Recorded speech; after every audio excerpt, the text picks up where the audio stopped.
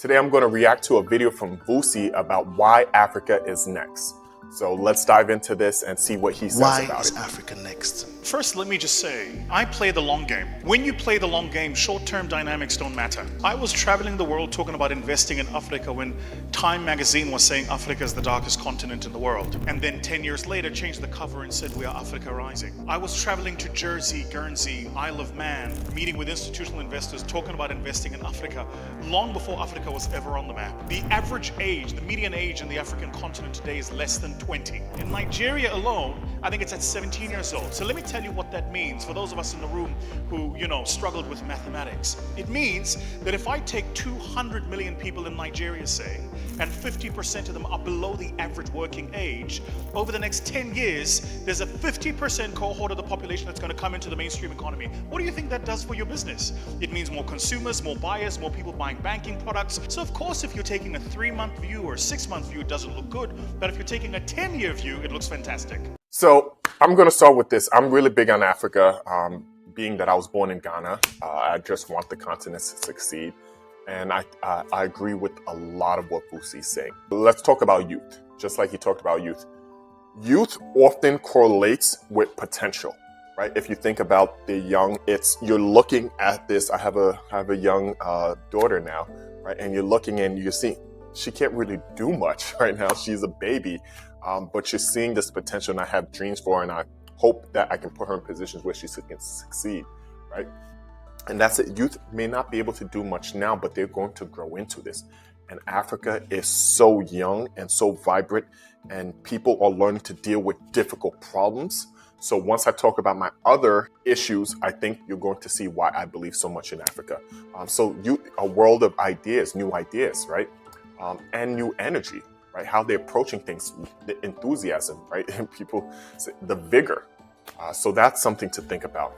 So much in Africa is under-realized due to politics regarding visa-free travel. It shouldn't be as difficult for people to move from one place to another. This trade issues, legal regimes, starting a business, these frictions are limiting growth, right? And there's so much friction that once you start taking it off, you're going to see explosions. Think about this. What if we were able to create in Africa a hub of innovation where people from any country in Africa can come into work, right? And their big companies will come, or small companies will come, because they know they'll be able to recruit talent from all across the continent, right? Because the best talent may not be in Nigeria, the best talent may not be Ghana, but maybe the best talent's in between those two, right? Or is in South Africa, or is in Rwanda, right? Or it's in Morocco, right? Or it's in Cote d'Ivoire, right? Uganda, etc. Imagine if anybody from those countries, especially if they're showing promise, they can come and go to these places to get a job. Now we're creating essentially a Silicon Valley type environment of our own, in a hub where we're welcoming people and say, hey, come work. Come, we have businesses that want to hire the best of the best, right? And you can come and you can build. Now think of the knock-on effects from that. There was a recent article in The Economist about Africa has too many businesses, not enough big businesses, right? So there's a lot of micro businesses or sustainable businesses. We're working just to have food for ourselves. We can't really scale it out, right? Imagine if we started creating there was more Fortune 500s from Africa, how the dynamics will change, right? And I think that really starts with one of the things is allowing the movement of people between countries so people can find the best fits for them that matches their mentality, that matches their ability to work, etc. Another thing, right? Is it easier or harder to create businesses, right? One of the things that makes the US really good to do business, it's very easy to start a business and start a company in the US, right? Most of the time you can just go online and do it for a couple $100s in US money. So these are things that we can do to improve. And if it's easier to create new businesses, now there's more competition. Now people who have great ideas or people who are good founders, they're able to get in the game earlier. I think when we start reducing these frictions, you're going to see growth accelerate and accelerate and accelerate. And once growth starts accelerating, that's when all the investors come in. I'm going to harken this back to the US a lot because the US has created an amazing economic machine. And people often think of it from the outside, oh yeah, the businesses are being created. But there's a lot of Europeans who invest in the US. Britain, when they exited after the War of Independence, they stayed economically involved in the US, meaning they still invested in the US even though it became an independent nation. So they were able to profit off of their growth. And that has happened with so many Europeans come and invest in the US and profit. I'm not going to go into a lot of things, but a lot of people have invested in certain places as well and profited. Japan, people thought Japan was going to take over with the types of investment and ownership stakes that was happening in the US. In the US now, China owns a lot of farmland in the US, right? So I say this as a preface to say, when we start growing and showing economic promise, a lot of people are going to want to invest in Africa, and that's going to create more capital. So now people have bigger ability to scale, gather resources, become more efficient, things of that nature. So you're going to start seeing an accumulation of these effects, right? With more resources, they're going to be another big friction is roads, right? Having paved, secured roads. I'm going to harken back to the US. I think one of the biggest pillars that has made the US so successful is the interstate highway system. Why? It's so easy to ship goods from one place to another because the roads are paved. They can put it on a truck and the truck can go from New York to California, which is a tremendous amount of distance. On top of that, not just roads and infrastructure in that way, legal systems. I say this, and the ability to trade. Being able to, if I have my company in New York, right? Some of my companies are incorporated in other states like Delaware.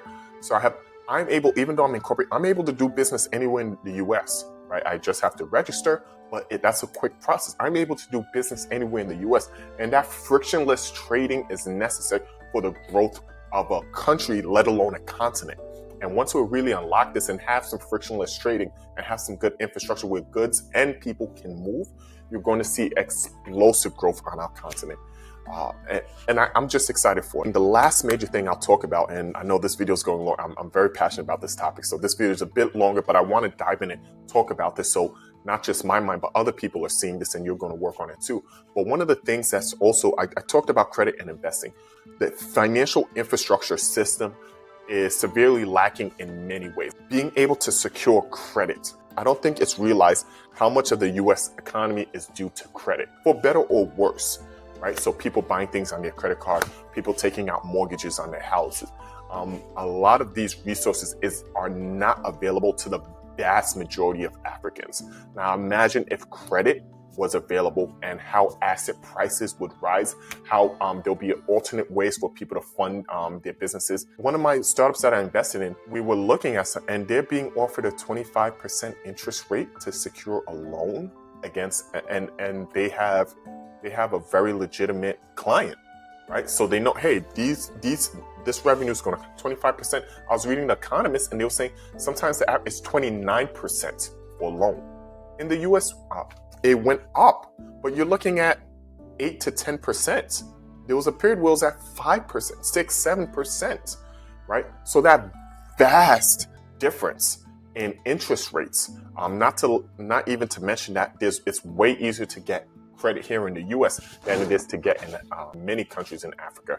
I think once we start fixing some of these problems, and you're going to see this acceleration and this growth that's going to be tremendous for our children and future generations as well.